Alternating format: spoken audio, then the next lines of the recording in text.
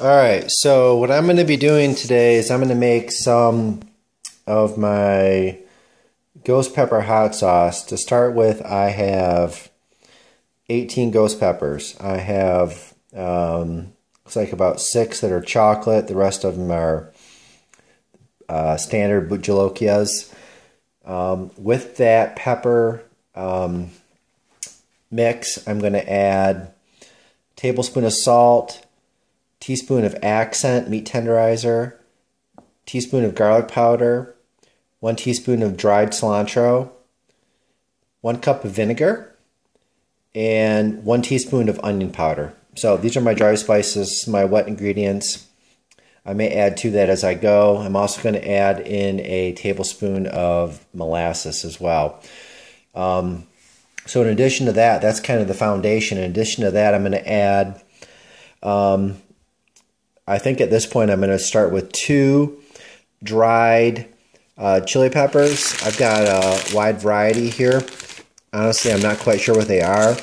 It's not for the heat that I'm adding them for, but I think they give it a nice, rich, deep red color. I think these are, maybe anchos that are dried. I do have some dried chipotles, but I think I'm going to stay away from the smokier varieties and just stick to some of these larger dried peppers, which you can find in any supermarket.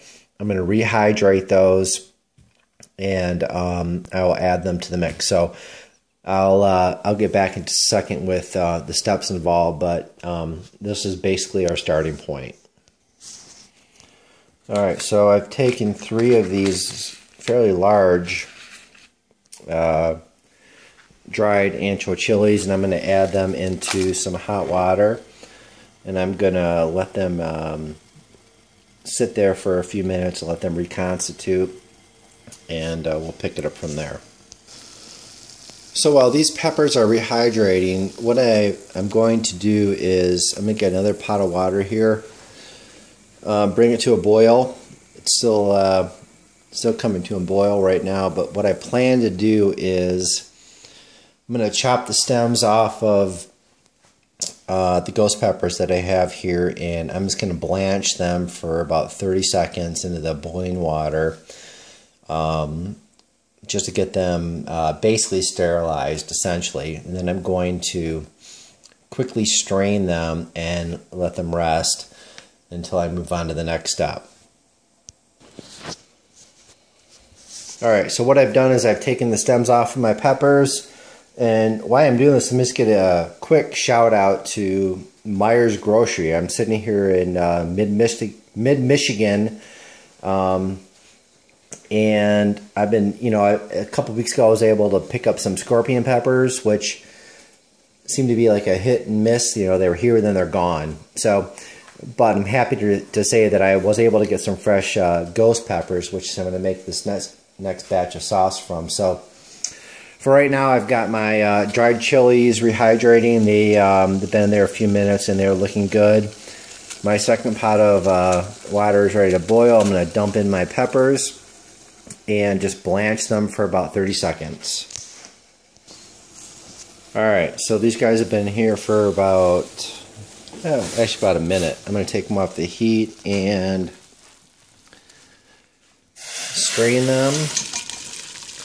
One of the things I like to do is I never get rid of any of the water that I've used throughout the process. If I ever need to add more liquid to anything, I want to keep reusing any water that I use just to kind of retain the flavors that we put in. I think these guys are about done too, so I'm going to actually take them over, just strain them as well.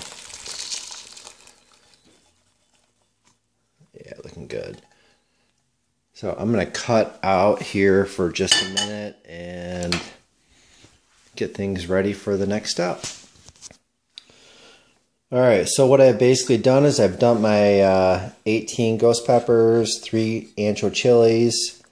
I'm going to take the stem off this guy. The other 2 did not have any stems on them. And this time I will dump in my vinegar. And what I'm going to basically do here is get everything nice and happy, and then I'm going to blend this guy with my hand blender here. And then just so you can see, what I've done is I've retained all that water that came out of that last process, and if we need to add more liquid, you know, I'll decide if I want to use some vinegar, additional vinegar, or if I want to tap into some of that extra water. That would be that would work nicely too. So be right back. All right, let's give this a go. So these little blenders are the best things ever invented. They're so good.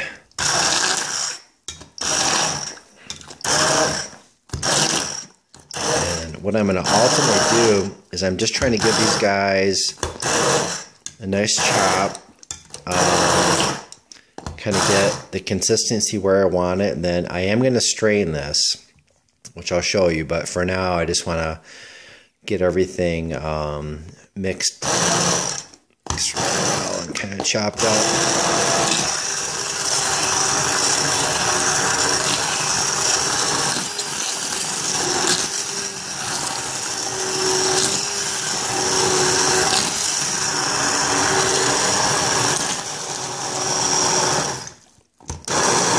It's got a great color.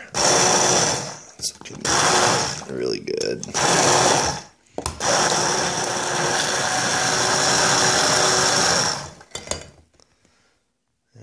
Do now is I'm going to add my dry ingredients here.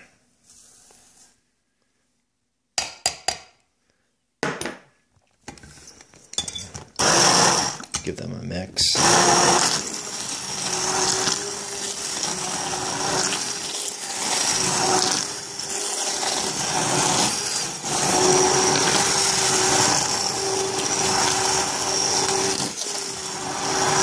And then I haven't forgotten about my molasses, but I'm gonna go ahead and add a tablespoon of that molasses into this mix as well. But I'm not gonna have it on camera, so just heads up. All right, the molasses is in.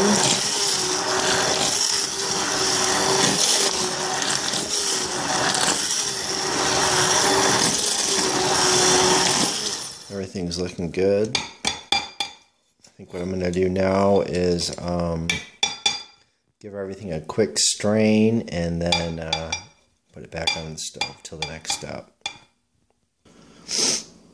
All right. Just going to kind of dump this in.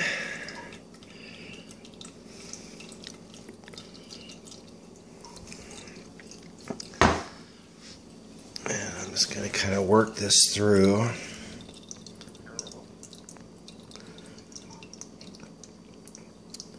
Try to catch as much pulp as I can. This is going to take a minute or two just to strain through. So I'll be right back. Alright, you can see that after I work this, I'm left with just the pulp here, which actually I might do something with, but you know, there's our sauce looking really good. What I'm tempted to do is throw this pulp back into some of this water that I reserved, give it another little cook for a few minutes and kind of repeat the process. So I'll come back when I'm done with that. I want to capture as much of this as I can. And then what I'll probably do, whatever I don't actually use to bottle, I'm still going to save some of this and keep it in the fridge and use it on eggs or whatever for the next week or so while it's still fresh. Alright, so what I decided to do is I put that extra pulp back in this this excess chili water, and I may actually use some thickening agents and just use that as a sauce that I can use throughout the week. But you know, here's our really our heavy concentrated sauce, and this stuff is just money. This is going to be this is gold. This stuff is so freaking hot and so good. Yeah, it's good stuff. All right, hope you enjoyed.